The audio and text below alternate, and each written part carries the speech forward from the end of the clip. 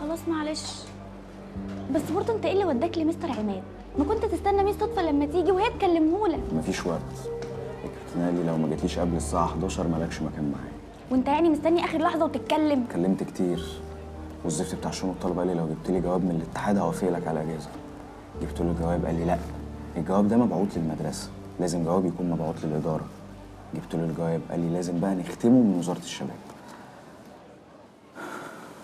كلهم عمالين يفسحوني، وفي الاخر امشي يلا وروح على فصلك. طيب ايه رايك اعمل لك فيديو تيك توك تقول فيه الكلام ده؟ ده هيجيب فيوز ايه؟ اوعى وشك. فيوز ايه وتيك توك ايه؟ انت كمان عايزاهم يفصلوني؟ الله عليك يا واد يا مازن يا جامد. في ايه يا ابني انت مجنون خضتني؟ بقيت الليدر بورد على العالم في كوينز ماستر. تعالى بقى اعمل لك فيديو تيك توك واشهرك. يلا بينا. هديت يالا، طلعت الغل اللي جواك خلاص. غل؟ انت بتكلمني انا؟ امال بكلم امي. انت قد مش هتبطل شغل النسوان اللي فيك ده. علي حل عني، انا مش طايق نفسي. ولا انا طايقك. قوم يا عم كلمني. واحده ولقيتها نازله من عندي، انت مال اهلك؟ تتسحب ليه من لسانك وتروح تقول لي صدفه؟ انا اللي قلت لميس صدفه يا علي مش هو. وهو يقول لك ليه؟ عشان البت دي انا متخانقه معاها. علي نزل ايدك عشان ما ازعلكش. ياد ما تخليهاش يالا اللي زعلني. جيت في وقتك. اكسرها لك دلوقتي. وسع يا ابني وسعوا. ايه اللي بيحصل هنا ده؟ انتوا في مدرسه ولا في خرابه؟ مش عايز اسمع ولا كلمه. اتفضل يا بيه قدامي انت اهو. اتفضل يلا اتفضل يلا على فصلك. يلا يا ابني من هنا. صاصة ما تعرفش مش صدفة جاية المدرسة النهاردة ولا لأ؟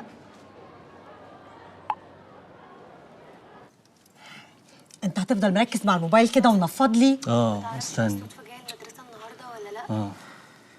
اصلهم كانوا مستنيني في الكليه يعني عشان يحتفلوا بيا النهارده بعد اللي حصل لي. المفروض كنت اروح لهم دلوقتي. وانتوا بتاخدوا بقى ايه في الكلية دي؟ تمارين الصباح ثاني ومد.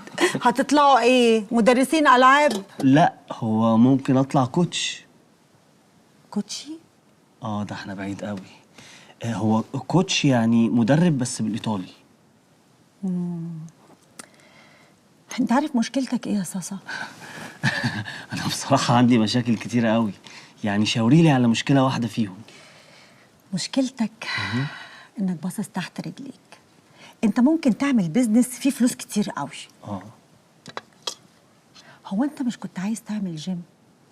هو الجيم ده انت جيتي في الصميم، بس للاسف ده محتاج امكانيات. والامكانيات عندي، بس انت قشر. يعني لو قشرت هتدفعي؟ من جنيه المليون. هو مش لدرجه مليون يعني، بس الكلام ده في الجد ولا؟ جربني، انا معايا فلوس كتير قوي يا صاصة. خد شغلها لي، بس اللي اوله شرط اخره نور. اكيد. هو انت مستنيه حد؟ وانت مالك اتلبشت كده ليه؟ يعني لا يكون حد من فوق. من فوق ولا من تحت؟ واحنا بنسرق؟ احنا بينا بيزنس 50-50. نوجع يا نوجع. ضمك قلتم ضمك يلا ضمك يلا خش. يلا ولا يهمك اهو. فما ولا يهمك. خش جوه انا هطرقك. ماشي خش ماشي. خش. حاضر يا نونو، حاضر حاضر يا حبيبتي. يو وانا هنور الباب. ساعة يا ولية عشان تفتحي. هو ايه ده؟ هو في حد عندك ولا ايه؟ ولا حد يا اختي ولا ثابت. عندك انتي حد؟ ما تختشي يا ولية. الخيبة السوداء دي. بقول لك ايه، امين جاب السباك وبص على الموتور قال عايز يتلف، والعوامة عايزين نغيرها عشان دي باظت خالص مش هتنفع. يعني كل شقة كده ايه بالحسبة 175 جنيه، وانا هشيل الكوع. طب استني هخش اجيب لك الفلوس من جوه. ايه ده يا نجوى؟ الكشكول ده بيعمل ايه هنا؟ يوه يا حبيبتي ده انا لقيته على السلم. لقيتيه على السلم؟ بس يا حنان كده وسعي.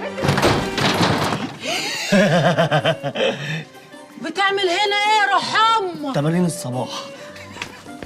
ده انا هخلي عيشة ابوك هباب. يا روح يا اطلع قدامي. يا بنت طب اطلع ازاي؟ اطلع ولا طب عدي ولا يا بنت الفضايح. يا بنت يا بنت يا اختي. يا بنت ستي يا رجالة الشارع يا بنت الفضايح. كلام ايه اللي بتقوله ده يا طارق بيه؟ يعني ايه صدفه ما راحتش المدرسه النهارده؟ انا هكون راحت فين على الصبح؟ انا عند المدرسه اهو، سالت عليها قالوا لي ان هي ما جاتش، مع اني كلمتها واكدت عليا ان هي في الطريق، وقلت لها هعدي عليكي بعد الحصه الاولى اخدها واديها للمحامي. انت متاكد انك كلمتها على كل النمر اللي معاها ولا كلمتها على رقم واحد بس؟ شوف خش يا ناقص. يا المية يا زباله يا وحل البرع. سيبها تفضحينا. انا اللي هفضحكم. ما كفاياكي بقى يا ست انت، حرام عليك اهدي، فضحتينا. بطل بجاحه.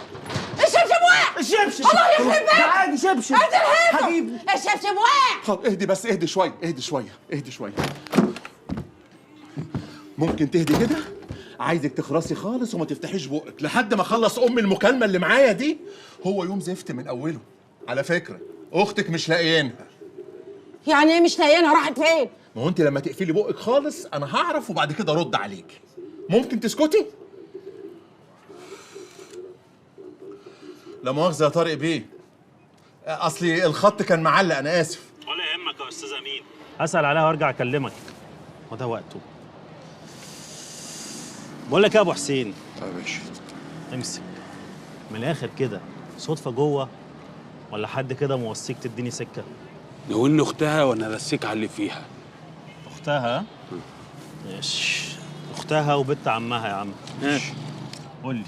بس انا ما قلتش حاجه ولا شفتك. مش صدفه اتخطفت. كله عايز يخلص من اوكي هخلص كل حاجه ما تقلقش. مستر طارق ماله ده؟ وديتها فين؟ هي مين دي يا ابني؟ اللي بعت رجالتك يخطفوها من قدام المدرسه. حلوه وملعوبه كمان. ما تهدى علينا يا عم طارق، انت كل يوم والتاني داخل علينا بزعبيبك دي. اركن يا ابني انت ومالكش فيها عشان ما ازعلكش. اركن؟ تعبيط يالا. كلمه زياده هسففك تراب جزمتي. جزمة مين يا حاسب سيبنا لوحدنا واتفضل على مكتبك. انت مش سامع هو بيقول ايه؟ روح على مكتبك وسيبنا لوحدنا. اتفضل.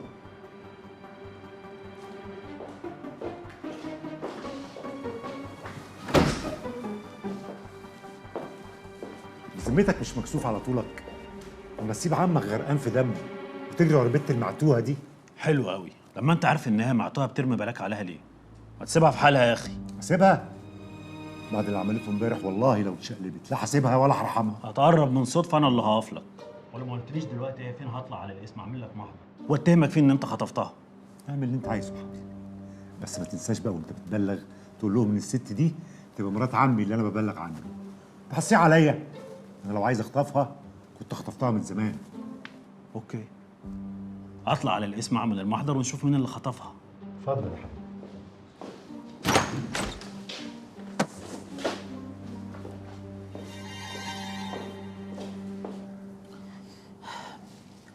طب والنبي يا اخويا هات لي واحد نسكافيه سكر بره، انتوا لعبتوا بيا الكوره واحنا جايين، انا صدعت.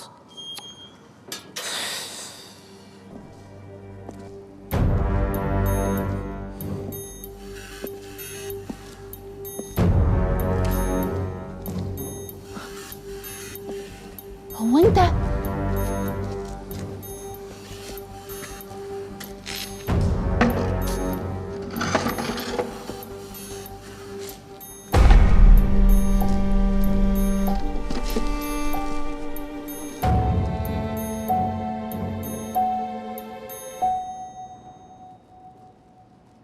ايه؟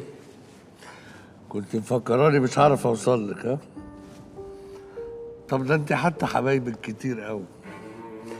واحدة منهم اتصلت بيا من برايفت نمبر وسلمتك تسليم اهالي. قلت ما بدهاش بقى، لا ده انا هجيبك واضيفك واعرف حكايتك.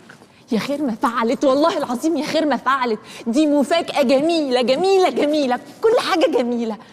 هي جميلة بس غير متوقعة، ومش ناقصها غير حاجة واحدة بس، هي الضيافة. أنا طلبت منهم واحد نسكافيه من غير سكر ومحدش عبرني. قول لهم بقى يجيبوه لي، وبعدين فكني أنا ههرب ليه؟ ده أنا ما صدقت شفتك.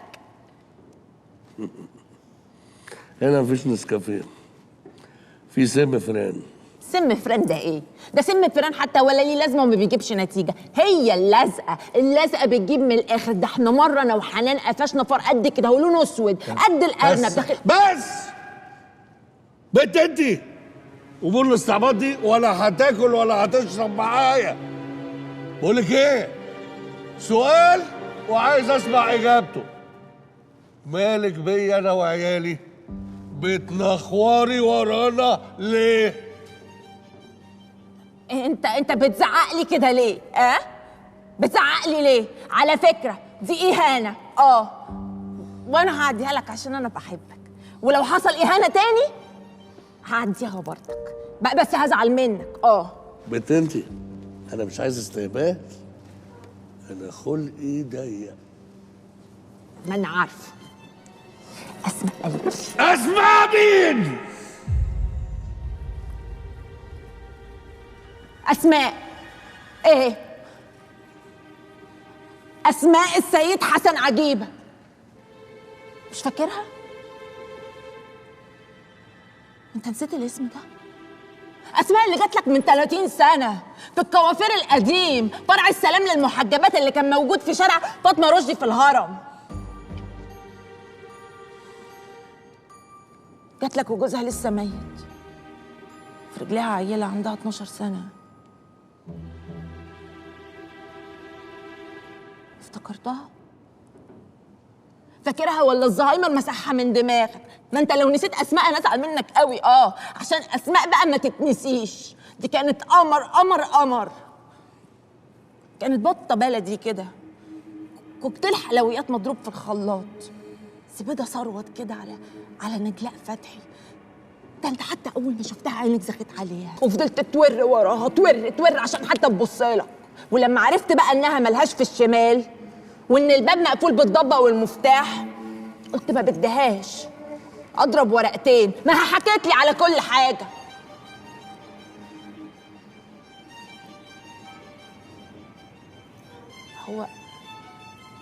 هو الرجاله دول اتكلموا وسيح قدامهم عادي؟ يعني انت واثق فيهم؟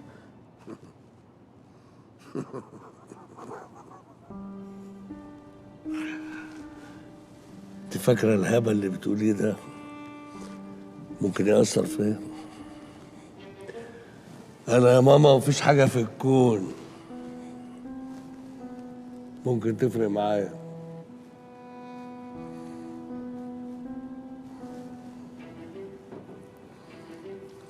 هي قالت لي كده برضك، قالت لي كده وانا اللي ما صدقتهاش. بس انت بتتكلم صح. انت بتقول كلام صح، بدليل اللي عملته معاها واللي عملته فيها لما عرفت انها حامل منك.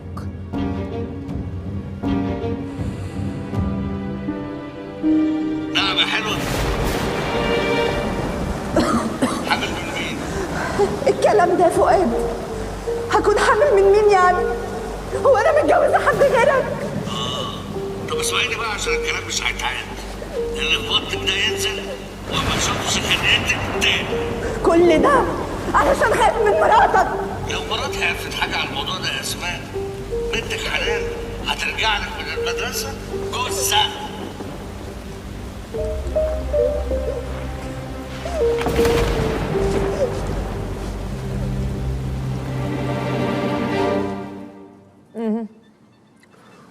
لسه ما افتكرتش؟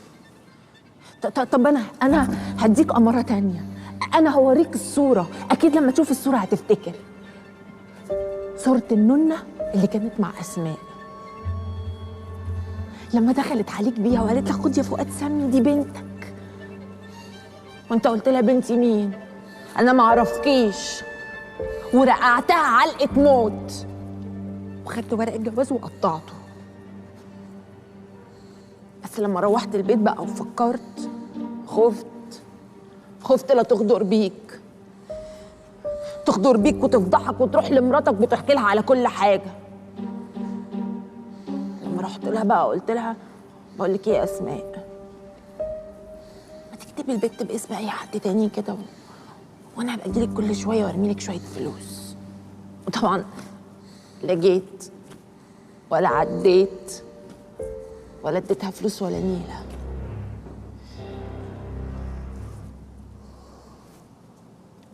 البت دي بقى سموها صدفه السيد حسن عجيبه. انا بنتك اللي انت حرمتها منك وانت عايش.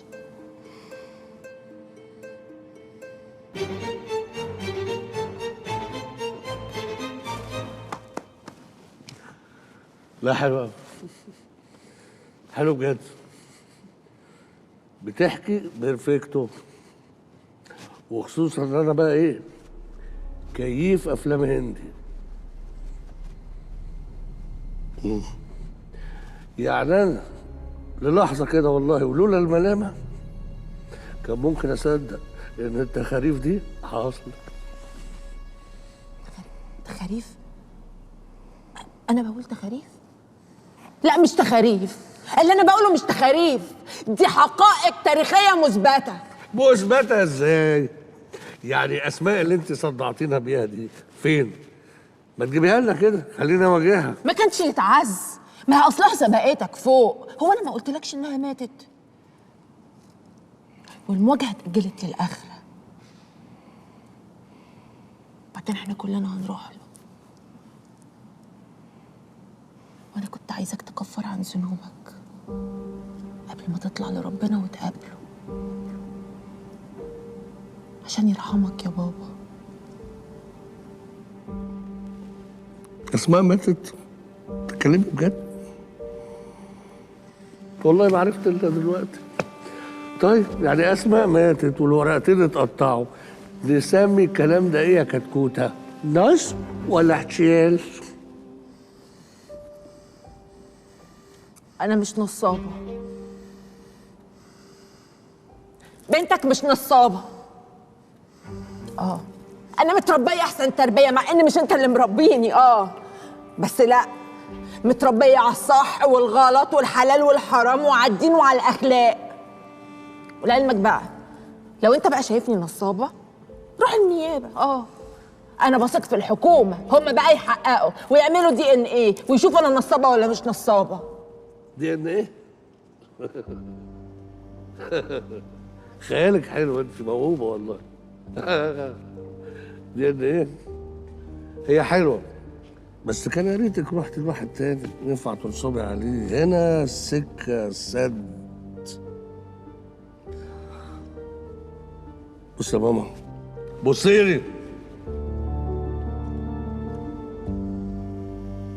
أنا أحقر ممن تتخيلي. أنا لا عندي رحمة ولا ضمير ولا أخلاق. بالبلدي كده ممكن أدفنك الظهر وعادي أروح أعزي فيكي بعد العشاء. أنا السو عندي احتراف مش هواية. أمور النصب دي دوريلك على واحد بقى غيري ينفع تعمليها معاه. طب انا راضيه ذمتك، انا راضيه ذمتك وضميرك. طب اللي عايز يجي ينصب عليك ده هيبقى عايز ينصب عليك في ايه؟ يعني هيبقى طمعان في ايه؟ في فلوس؟ في مصلحه؟ انا طمعانه في ابويا ياخدني في حضنه ويطبطب عليا. عمرك شفت نصابه طمعانه في حضن؟ فكوه. طب والله العظيم انا كنت عارفه ومتاكده ان انا اول ما اشوفك واقابلك انك هتحن. يا ريتني قابلتك من زمان. فكني فك. انا عارفه ان انت هتصدقني وتحس بيا وانك عندك انسانيه. ايوه طبعا، امال الجينات اللي عندي دي منين؟ اكيد مش من امي بس. أنا هسيبك تروح، بس إياكي تيجي جنب بيتي أو عيالي بأي صورة من الصور. لو جيتي جنبهم تاني مش هرحمك. ايوه بس انا سمعتيني؟ مش هرحمك، هولع فيكي. كفايه قوي اللي انت نيلتيه مع بنتي وبسببك اتطلقت واتنيلت. انا ما عملتش حاجه. انا مش السبب في طلاقها. اطلق اختي ازاي؟ ده انا كنت خايفه عليها. ده انا جيت لك لحد عندك عشان تروح وتعقلها وتحاجي عليها، عشان تاخد بالها من بيتها وجوزها. اخرب بيت. بس انت ما رحتيش قلت الكلام ده لادهم؟ ورحمة امي في تربتها ما حصل. انت تعرفي منين اصلا ان منار تعرف حد على جوزها؟ مش اختي، مش اخواتي وبخاف عليهم ويهمني امرهم. انا بخلي بالي عليهم من بعيد لبعيد. انا شايله عنك كتير. ومش هي بس، هي وعمر وفرح. ده انا عملت اللي عشان اروح اشتغل في المدرسه اللي فرح بتدرس فيها. انت سمعتيني ولا لا؟ مالكيش دعوه بعيالي، مش هرحمك، فاهمه؟ هولع فيكي، وده اخر كلام عندي. يلا يا باشا. طب انا عندي طلب واحد بس، انا مش هطلب منك حاجه تانية خالص. عايزه ايه؟ والله ما عمري ما عايزه ايه؟ اصل انا كان في حد كده، حد كويس يعني متقدم لي. هو على فكره ابن ناس قوي. حد ايه؟ هو حد محترم، وانا كنت عايزاه يجي يطلب ايدي منك وتقابله، وبعدين مش هطلب منك اي حاجه تاني في الحياه. والله نفسي احس ان انا زي كل البنات ليا اب. مع السلامه. يلا يلا. طب عشان خاطري هو انا اللي بشحتك؟ ليه بشحتك؟ امشي دلوقتي احسن لك. يلا.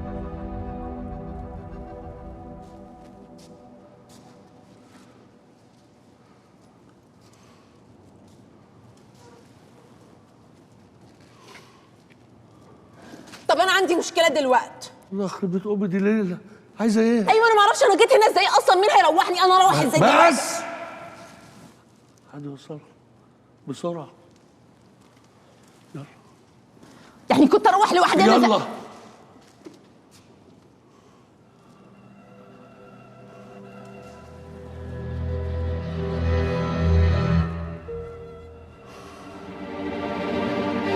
يعني اللي اتصلت بيك من البرايفت نمبر كانت بتشتغلك وخلتك تخطف واحدة بالغلط؟ هو في ايه يا فؤاد؟ يعني ايه طلعت بنت غلبانة ملهاش في الطور ولا في الطحين؟ انت مخبي عني ايه؟ يا هلا يا حبيبتي، انا من امتى بس كنت خبيت عليكي اي حاجه؟ انت كنت قاعده جنبي ومتابعه الموضوع من اوله لاخره. البنت فعلا مهندسه ديكور مش مدرسه. الموضوع فين؟ الموضوع في ان البنت واحده من اولاديش معتز واتحرقت لما عرفت ان له علاقه بمنار. بس خليك معايا ثواني. طلعي الفراخ حطيها في الميه وجهزي الخضار. انا شويه رايحه مشوار وراجعه على طول. اوكي مدام. اوكي. وطبعا الزفته دي هي اللي قالت لادهم. لا ازاي؟ امال ادهم طلق منار من الباب للطاق؟ هي مفيش غيرها. على العموم انا رايحه له وهفهم الحكايه. ابعت لي نمره البت دي ولا اقول لك انا هجيبها بطريقتي. اصل الكلام كده مش مريحني. يعني ايه مهندسه ديكور بتعمل ايه عند مدرسه فرح؟ ها؟ اقفل. ده انت نيله حتى في الكذب. اللي سمعته ده بجد يا ماما؟ ادهم طلقني؟ يا حبيبتي دي طلقه اولى، يعني ما فيهاش حاجه، يرجع فيها عادي. اصبري بس انتي شويه، انا رايحه له افهم منه هو عمل كده ليه. لا خلاص يا ماما ما تروحيش، انا مش عايزه ارجع له. الله، انتي هتحيريني معاكي ليه؟ امال ايه بحبه وكنتي عايزه ترجعي من المستشفى عليه؟ سيبيني بس اروح له افهم منه ايه الحكايه وما تشيليش هم. مالكيش دعوه بقى بعد كده. ادهم عمره ما يعمل كده غير لما يكون اتاكد، وانا مش هعرف احط وشي في وشه تاني بعد كده. يتاكد من مين؟ انتي هبله يا منار. دي حاجه محدش يقدر في الدنيا يتاكد منها الا لما تتشاف بالعين، مش كلمتين سمعهم من بنت صايعه يروح مطلقك. مين البنت دي يا ماما؟ على حسب كلام ابوكي واحده من نسوان معتز، بس انا بقى مش هيهدالي بالي لما اعرف هي مين، وهجيب مقاس هدومها. انت عارفه امك لما تحط حاجه في دماغها بتعمل ايه؟ اصبري. ازاي اب يعمل كده مع بنته؟ ازاي قلبه وطوعه ينكرها بالشكل ده؟ ازاي؟ جرى ايه يا طارق؟ جرى ايه؟ هو انا ناقصه؟ انت هتغنيها لي؟ ازاي ازاي ازاي ازاي؟ انا بصراحه كده مش مصدق اللي الراجل ده بيعمله يا صدفه. لا صدق، صدق عشان ده اللي حصل. ولعلمك بقى انا امي الله يرحمها يا ما حذرتني منه، قعدت تقول لي ده راجل قاسي وقلبه ميت واناني يا اختي يا اختي على اللي قالته لي وقعدته لي، قالت لي فيه كل العبر. وده بقى السبب اللي كان مخليني خايفه كده، خايفه ومش مطمنه، وطول السنين اللي فاتت دي ما رضيتش اروح له واقول له ان انا بنته. بس المره دي بقى كان غصب عني، كان ظهري للحيط. مش صدفه كيس البطاطس اللي انت طلبتيه. متشكرين يا حسين، ويا ريت تبقى تعدل بوزك وانت داخل عليا، مش ناقصاك. يا المواد حافظه وقرف. انت بتفكري غلط يا صدفه، عشان الراجل ده لازم ترفع عليه قضيه اثبات نسب. لا انت كده بقى تبقى ما عرفتنيش وما تعرفنيش. لا يا طارق لا، هو لو ما يشرفوش وتبقى راسه كده عاليه لفوق ان انا بنته، انا كمان ما يشرفنيش ان انا اشيل اسمه. صدفتي قطتي. لا مؤاخذه يا جماعه، انا شكلي كده جيت في وقت مش مناسب. بقول لك ايه، دكتور عماد عايزك ضروري. دكتور عماد؟ ايوه الحقي بقى. بقول لك يا طارق، هو في ايه بالظبط؟ في ايه؟ انت كل ما تجيلي المدرسه المدير ينادي عليا، تجيلي البيت البوليس يطب، اخرج معاك الاقي فؤاد يعمك في وشي. هو في ايه بالظبط؟ اكيد كل ده مش صدفه. روح عند الشيخ، ها؟ روح عند الشيخ وخليه يقرا لك ايه الكرسي. اروح عند شيخ؟ ها؟ حاضر، هروح لشيخ ما تقلقيش. ممكن ما تاخريش عشان ميعاد المحامي؟ ماشي. قولي بقى يا استاذ طارق، تشرب ايه؟ استاذ طارق تشرب ايه؟ لا لا شكرا.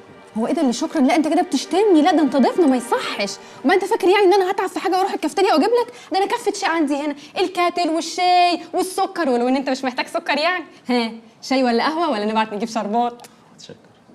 برضك متشكر. بس انتصار، الجدول الجديد بتاع استاذ ناجي هسيبه له هنا. لا فيهون يا اختي، لا فيهون. اوكي. والنبي وشك حلو علينا، الجدول اهو بتاعي زي ما هو ما اتغيرش، والنبي وشك حلو، والنبي تيجي كل يوم بقى. ها نبعت بقى نجيب شاي. تعالي يا مش صدفه.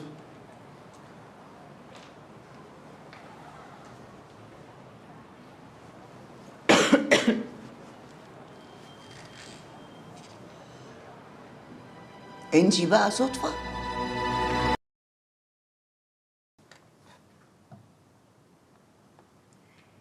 من يوم ما دخلت عيلتنا وانا بعتبرك ابني البكري، عمري ما عملتك على انك جوز بنتي، ودايما اقول انك انت اعقل واحد في العيله دي كلها.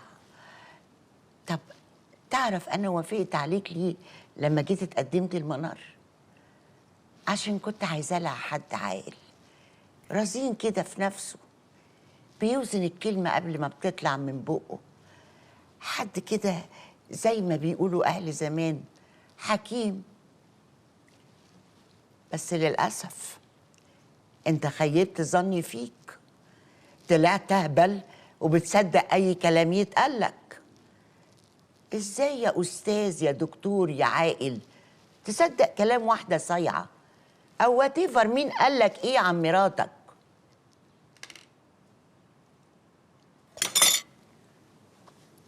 مفيش حد قال لي حاجه. امال طلقتها ليه؟ ندالة مثلا بعد ما عرفت انها هتقعد على كرسي شويه حلوين؟ ما اظنش انك ندل. انا عارفه انك انت متربي كويس وابن ناس.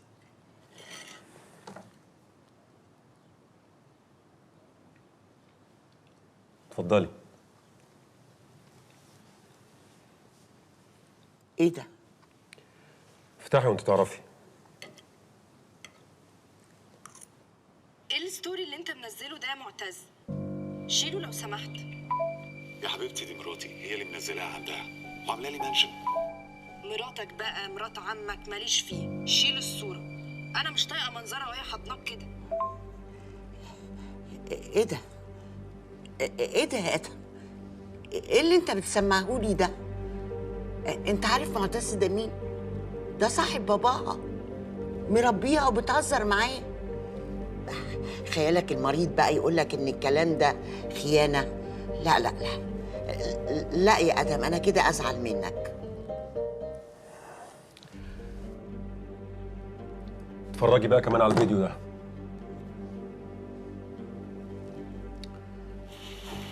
بالراحة بالراحة، أنا ماسكك ما تقلقيش خالص.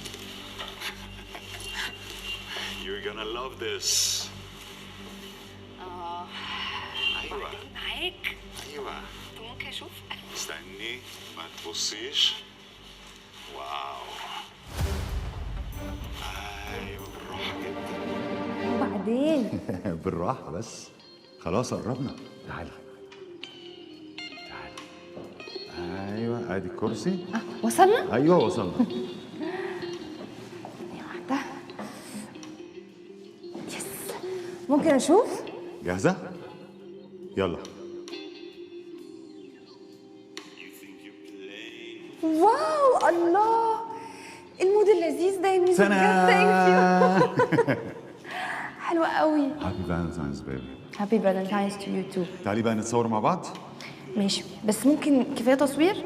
لا على فكره ده التليفون بتاعك يا عبيطه، والفيديو ده هيبقى معاكي، يعني تبقى وحشك تتفرجي عليها.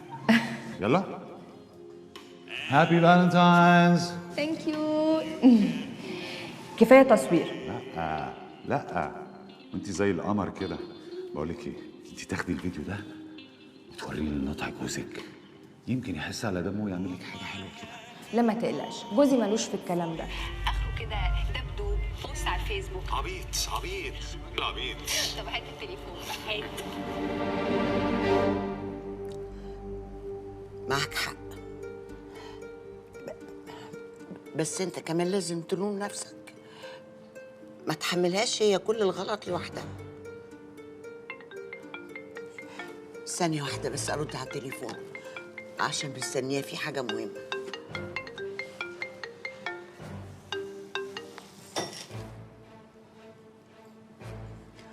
أيوه، إيه الأخبار؟ كله تمام يا ست الكل.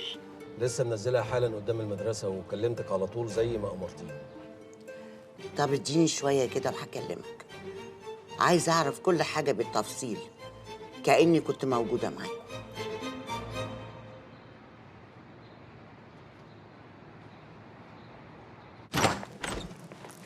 تعالي يا مس صدفة.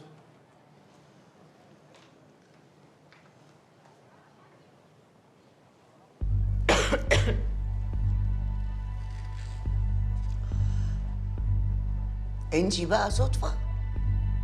ما تردي يا صدفة. ما انا صدفه بجمع بس. انت اكيد ام رندا صح؟ انا على فكره كنت هجيلك بعد ما قابلت الواد علي. بس انا اطمنت من الاستاذ عماد وقال لي انها كانت في اسماعيليه، ولو ان الفيلم ده كله مش داخل عليا، وانا اول ما اشوفها هقررها واخليها تعترف. أنا مش مامة رندا يا صدفة. يبقى ام حد من الولاد او البنات، واكيد اكيد جايه لي عشان اديهم درس صح؟ بس انا ما عنديش ولا دقيقه فاضيه ومليكي عليا حلفان. انا كنت لسه بحكي الاستاذ عماد، كنت بقول لك ايه، عربيه عدت عليا الصبح ودتني عند ناس قعدوا يتحايلوا عليا علشان اروح ادي درس كده اونلاين في سايبر اسمه مش فاكره في الوادي الجديد، بس انا رفضت عشان ما كانش فيه نت. لا برضو يبقى انت من الضرايب. من الضرايب وجايه تقرريني، ده انا كده ازعل قوي. ممكن تسيبنا لوحدنا شويه يا دكتور عماد؟ لا وتسيبنا ليه يا استاذ عماد؟ ليه؟ مفيش حاجه بتستخبى عليك. انا شويه وراجع. البيعه دي بقى. طب خلاص براحتك. وانا كمان هقعد مكانك، مش انت ماشي؟ انا هقعد مكانك. وعلى فكره انا هدورها احسن منك كمان، واول حاجه هعملها هروح اشيل اليفط والاعلانات اللي على السور. ما هي المدرسه دي لازم نبقى فيها كلنا سواسيه، مش خيار وفقوس. ماشي يا صدفة. والنبي في الباب وراك.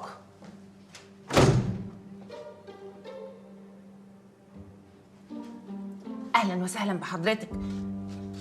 حضرتك بقى مين وعايزاني في ايه بالظبط؟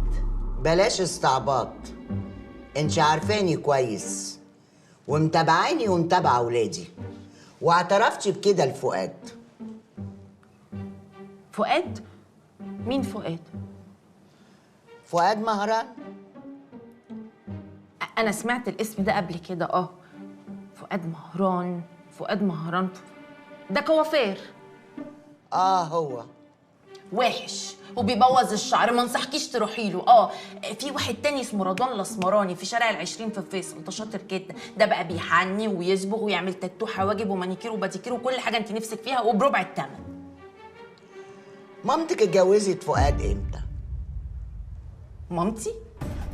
مامتي الله يرحمها ويحسن اليها ويبشبش الطوبه اللي تحت راسها. الفاتحه على روحها.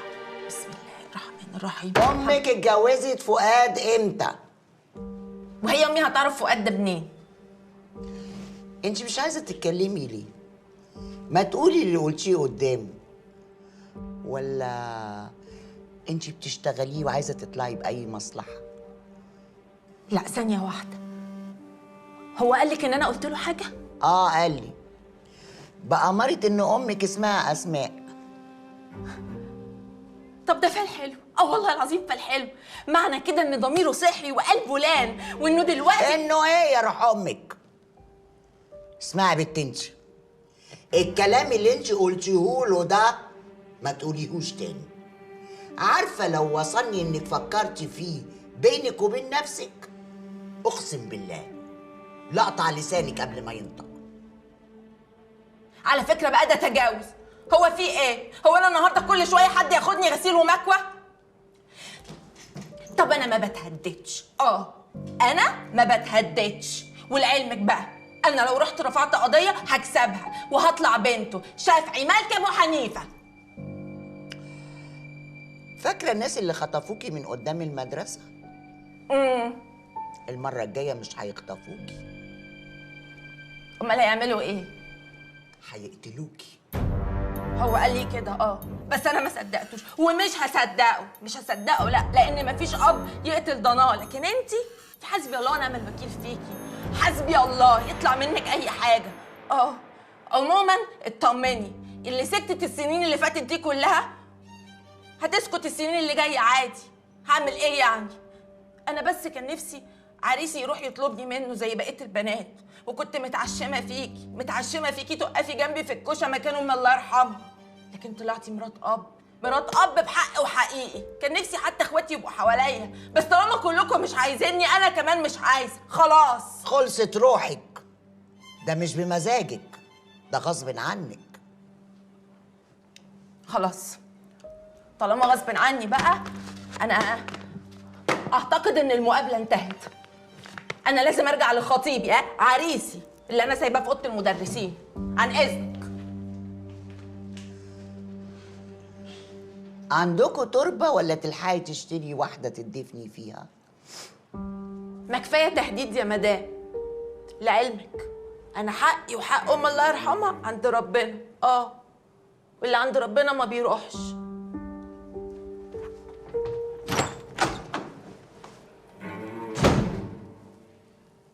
والشقه دي بقى ينفع تتاخد تمويل عقاري؟ والقسط بتاعها صغير، ارقام مش كبيره يعني. قسط ايه يا اخويا؟ هو انتوا كمان وصلتوا للاقساط؟ ده انا سبتكم 5 دقايق عمي، امال لو كنت سبتكم ربع ساعه كنتوا عملتوا ايه؟ كان زمانكم دلوقتي بتفرشوا الشقه.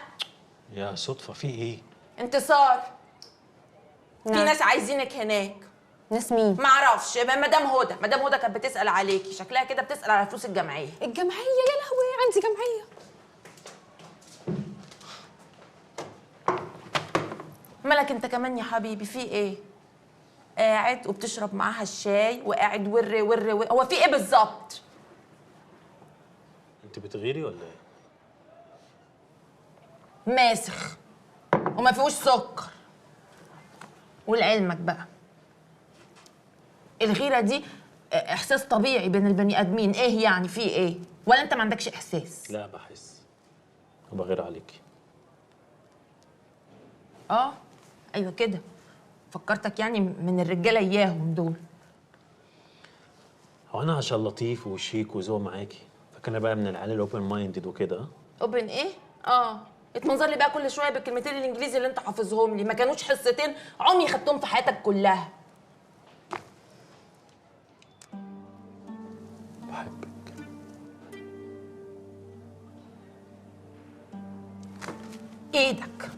ايدك يا طارق.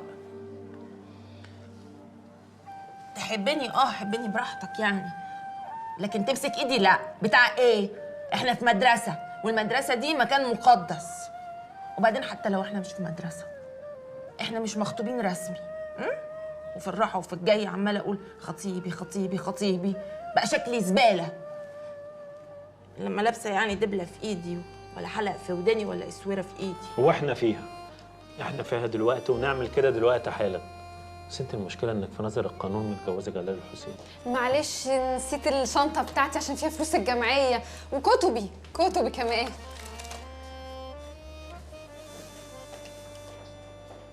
عربة انتصار دي. عاجبك كده؟ ما كنا ماشيين كويس، ما كنا ماشيين عدل. لازم الجمله اللي قلتها في الاخر دي، ادي المدرسه كلها هتعرف السر اللي انا مش عايزاهم يعرفوه. ما يعرفوا يا صدفه، انا ما يهمنيش حد، اللي عايز يقول يقول. انا يهمني حاجه واحده بس، اني بحبك وهتجوزك على اي وضع. حلو الكلام، حلو قوي، بس المهم الفعل. طب ممكن بقى نطلع نروح على المحامي عشان اوريك الفعل؟ لا انا مش هينفع دلوقتي، خلي المحامي بالليل. انا لسه ورايا حصتين وعندي حاجات عايزه اخلصها في المدرسه.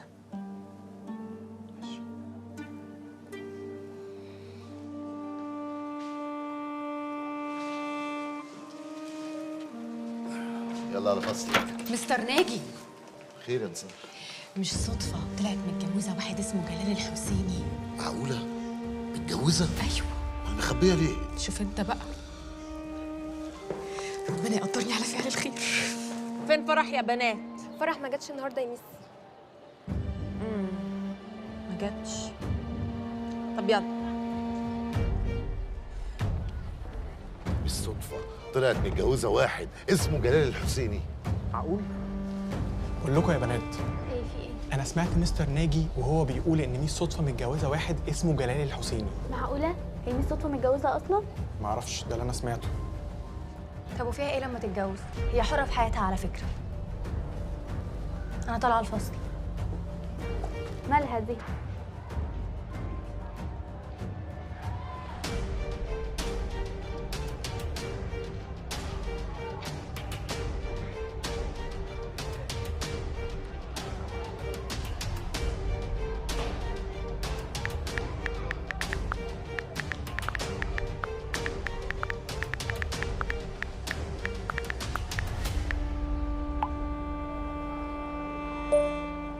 صاصة، أنا ورحمة بابا ما قلت لحد وحافظت على السر زي ما وعدتك. أنا ما اعرفش مين اللي قال المدرسة كلها.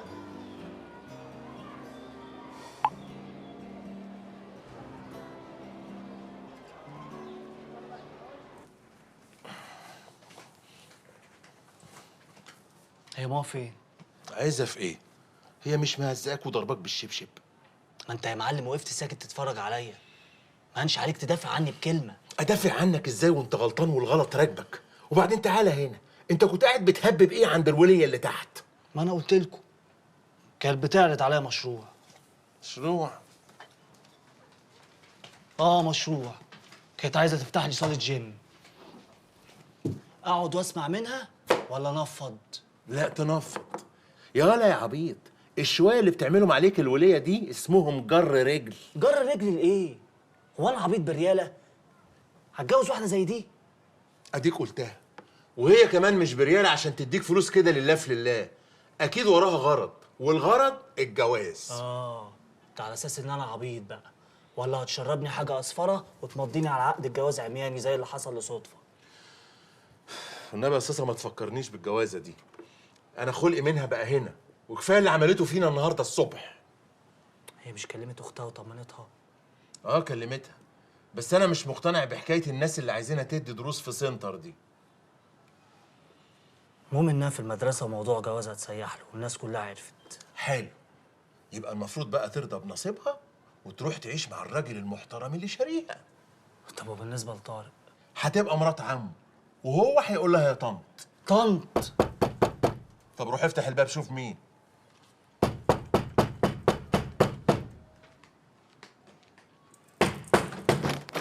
صاصة، بابا فين يا صاصة؟ يرضيك يا استاذ امين، يرضيك الفضايح اللي مراتك عملتها في العماره دي؟ طب انا سكت لاجل ادبك واحترامك. ما هو ام صلاح عندها حق برضه، لازم تقلق، وخصوصا لما تشوف ابنها الكبير قاعد لوحده مع واحده حلوه وجميله زيك. طب استاذن انا في الخفيف منه كده؟ والله كلامك ده بيحرجني قوي يا استاذ امين. طب انت عارف انا استنيتها تنزل عشان اجيلك تاخد لي حقي منها، الا بالحق هي راحت فين؟ اوعى يا باشا تكون عرفت حاجه عن اللي بينا. عن اللي بينا؟ انت مجنونه يا ست انت ولا ايه؟ هو اللي بينا؟ الله. قصدي الاتفاق اللي بينا. وانت ما شاء الله عملتي بالاتفاق اللي بينا ده قوي، كل شهر بتاخدي اللي فيه نصيب، صح ولا لا؟ عملتي ايه بيه؟ حذرتيني؟ نبهتيني؟ اقسم بالله ان انا مربيه لها الرعب منك، بدليل انها عمرها ما هوبت ناحيتك. وهي هوبت يا اختي، هوبت ناحيتي وبتفتش ورايا انا وعيالي. عملتي لي ايه بقى؟ وحياة ولادي ما اعرف. انت ما تعرفيش انها بتشتغل في المدرسه بتاع بنتي؟ الصراحه قالت لي. طب ما كنتش تعرفي ان هي اللي جت لي النادي وكلمتني في الحوار بتاع بنتي التانيه ومشاكلها مع جوزها والقرف ده؟ وقالت لي على دي كمان. وايه كمان ان شاء الله قالتهولك وانت ما قلتهوليش؟ لو انت كنت فطنتيني ان هي اللي جت النادي وعملت الحوار ده كنت وفرت عليا بلاوي. بص يا باشا الصراحه بقى انت اللي غلطان. انت عمرك ما سالتني على اسمها، ولا شفت لها صوره، ولا عرفت حاجه عنها، ولا حتى سالتني بتشتغل فين. ايه يا اختي التمثيليه دي؟ واسال عنها ليه يا بنت اهلي؟ اعرفها منين؟ انت مصدقه كلام امك؟ مصدقه انها بنتي؟ بس يا فؤاد الاستاف كله موجود ما عدا سوسو باديكير، هي الوحيده اللي ما جاتش وتليفونها مقفول لحد دلوقتي. عشان انت اللي مدلعها تخصم منها 3 ايام. حاضر يا بص. وغير من الناس، عايز كل الناس دلوقتي تشتغل خليه تحت بعد تلت ساعه. عمرك يا ميسيو.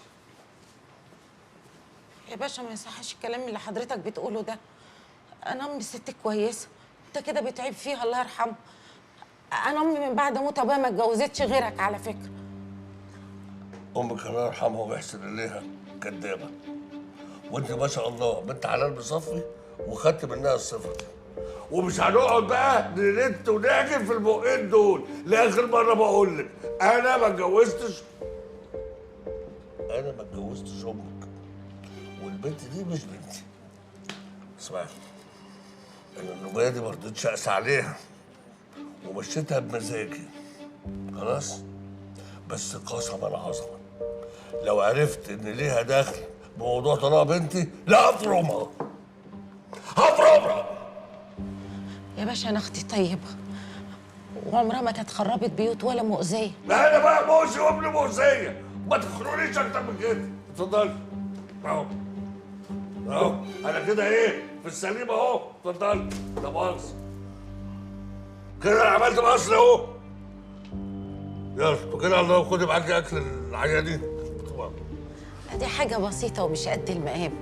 الف هنا وشفا لحضرتك، ما تكسفنيش قدامك. ماشي يا ستي، متشكرين قوي. يلا مع السلامه. اي حاجه تقوليها على طول، مش عايز انبه تاني. حاضر. مع السلامه. هي مين دي؟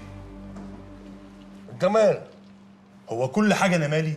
اروى مالي، ادهم مالي، منار مالي، هو في ايه؟ بجح يا بجح كمان وعرض لي صوتك.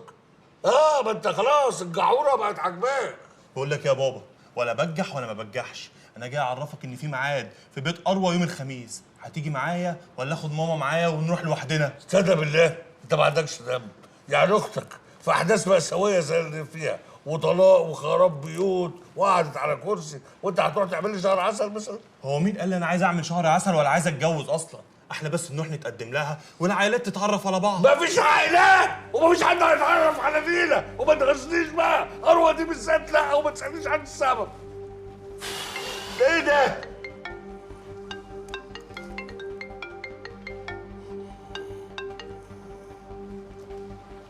يا ماما ايه؟ ما كلمتنيش لكل ده عند ادم؟ ادهم انا خلصت معاه من بدري، الدور والباقي عليك. انا عايزاك الليله دي ترجع متاخر شويه عشان العيال يكونوا ناموا، مش عايزاهم يشوف ابوهم وهو بيتمسح بيه البلاط. ايه اللي بلد وارض والكلام الفارغ ده؟ الله، ايه اللي عملت ايه يعني؟ ومالك خايف قوي كده ليه؟ باي.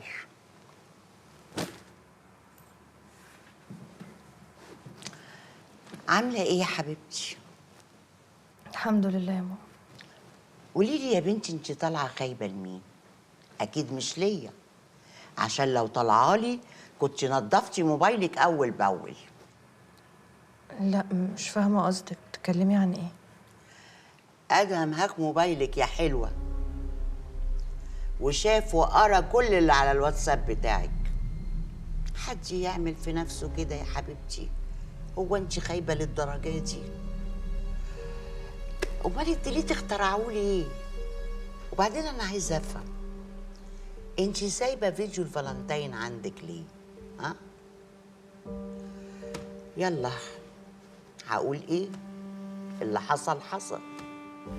فكك بقى من ادهم وركزي مع نفسك وفي صحتك، وان شاء الله يا حبيبتي لما تقومي بالسلامه وتقولي يا جواز هتلاقي الرجاله كلهم توابير. هو انت وحشه يا حبيبتي؟ ده انت قمر، ولسه المستقبل قدامك. بس المره دي بقى سيبيني انا اللي اختار لك. انا مش فاهمه بس انت بتعيطي ليه؟ مش قبل ما انزل قلتي لي انا خلاص مش عايزاه؟ كنت بكدب عليكي. طيب انت عايزاه وهو مش عايزه، في نيته، خلاص نعمل ايه بقى؟ نروح نقول له سوري، نزوه وراحت لحالها ومش هنعمل كده تاني؟ يبقى بنذل نفسنا على الفاضي. عارفه انا لو منك اعمل ايه؟ ارمي كل اللي فات ده ورا داري وافكر في اللي جاي. انا استاهل، انا اللي عملت في نفسي كده. يا حبيبتي الكلام دلوقتي مفيش منه فايده. عارفه بقى الصح اللي يحصل دلوقتي ايه؟ ايه؟ انك تجيبي اللي اسمه معتز ده على حجرك وتتجوزيه، عشان الفيديوهات والرسائل اللي مع ادم يبقى ملهاش لازمه. لا يا ماما، انتي فاهمه غلط. ادهم عمره ما يأذيني ويستغل حاجه مع ضدي. ادهم بيحبني. بس انتي ما حبيتيهوش. اللي انا شفته في الفيديو ده ما يقولش ان دي واحده بتحب جوزها. يا حبيبتي انا مش بلومك، بس يعني كنتي اتطلقتي بدري بدري وخلصتينا. لا يا ماما، انا كنت بحب ادهم وكنت بحب قوي كمان، وعمري ما حبيت معتز ده، وعارفه ان هو كان بيستغل حاجه انا عايزاها. وكل مره كنت ناويه اقطع علاقتي بيه، معرفش ليه كنت برجع في كلامي وكنت بروح له تاني. انا مش عارفه اعمل لك ايه. منها لله اللي كانت السبب، هي اللي خربت بيتك ودمرتنا كلنا من ساعه ما راحت قالت لابوكي.